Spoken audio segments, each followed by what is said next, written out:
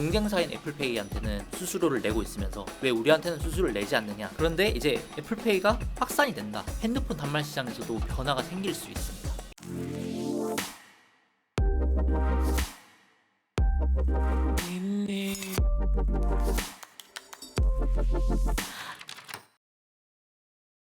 자, 그러면 이제 삼성페이 얘기를 해보겠습니다. 몇 년 전만 해도 뭐 삼성페이가 오프라인 결제 시장의 최강자였잖아요.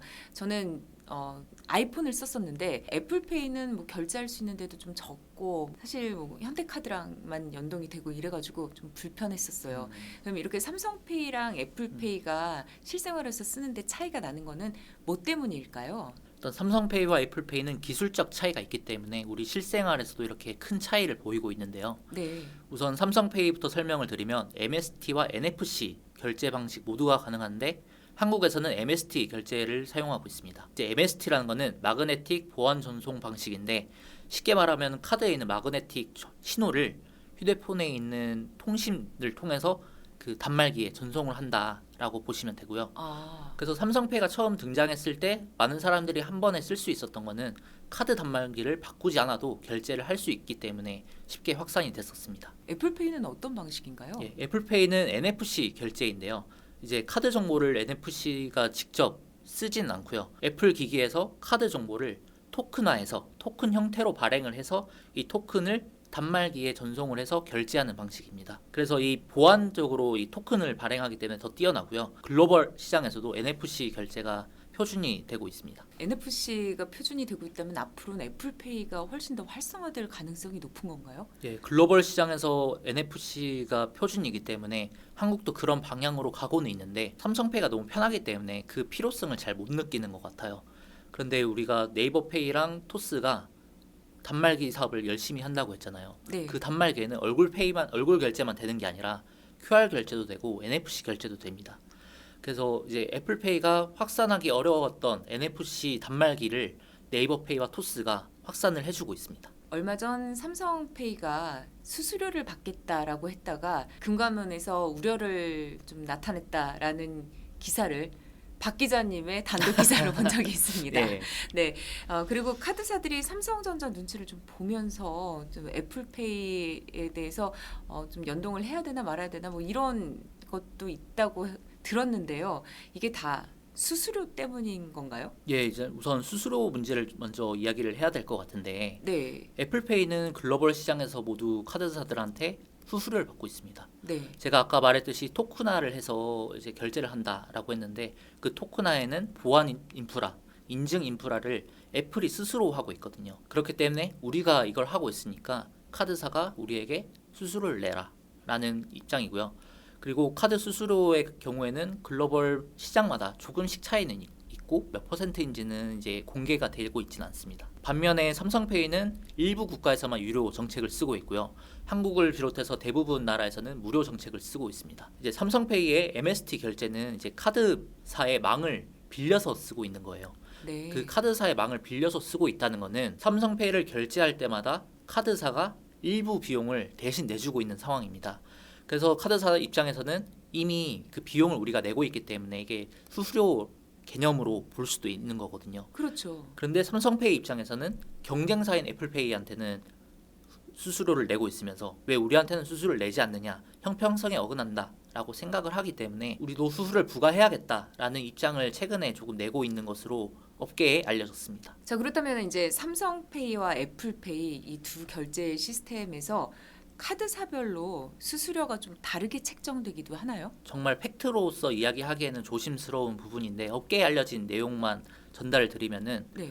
우선 애플페이 같은 경우에는 애플페이를 연동한 카드사에게는 동일한 수수료를 부과를 할 가능성이 매우 큽니다. 근데 삼성페이 같은 경우는 일단 무료이고요. 네. 그런데 애플페이를 연동한 카드사한테는 형평성에 어긋나기 때문에 애플페이를 연동을 했으면 삼성페이에도 수수료를 내야 한다라는 주장을 밝히고 있어요. 네. 그럼 지금은 현대카드만 애플페이 사용이 가능한데 예를 들어서 A카드사, B카드사가 추가가 된다. 그 카드사는 애플페이뿐만 아니라 삼성페이에도 수수료를 내야 될 수도 있다. 이런 상황입니다. 그래서 지금 카드사들이 애플페이 연동에 대해서 조심스러운 입장입니다. 그래서 얼마 전에도 뭐 어떤 카드사가 애플페이에 연동이 된다 만다 하다가 좀 미뤄졌다라고 맞습니다. 네. 나온 것도 이 수수료를 이중으로 내야 되느냐 말아야 되느냐 뭐 이런 고민이 있어서 그런 거겠네요. 그런데 앞서서 잠깐 이제 금감원 얘기를 했잖아요. 그랬을 때 금감원이 삼성페이에 대해서 공공재에 가깝다 이런 발언을 했다라고 제가 기사에서 봤어요. 그렇다면은 앞으로도 이 당국에서 삼성페이의 수수료 정책에 대해서 좀 관여를 하겠다 이런 의미로 봐도 될까요? 일단 이 말을 하게 된 그 맥락을 먼저 설명드릴게요. 네. 우선 금감원이 카드사 실무진을 모아서 회의를 하다가 이제 너무나 많이 쓰고 있는데 거기서 수수료를 올려버리면은 이게 서민 경제에 부담을 줄 수 있다. 그렇죠. 이제 수수료가 올라가 버리면은 카드사도 수수료가 인상될 우려가 있는 거고, 그러면은 물가가 인상될 수 있는 거거든요. 이렇게 파급 효과가 있을 수 있다라는 우려를 표한 내용인데 네. 메시지가 굉장히 강했기 때문에 논란이 됐었습니다. 네.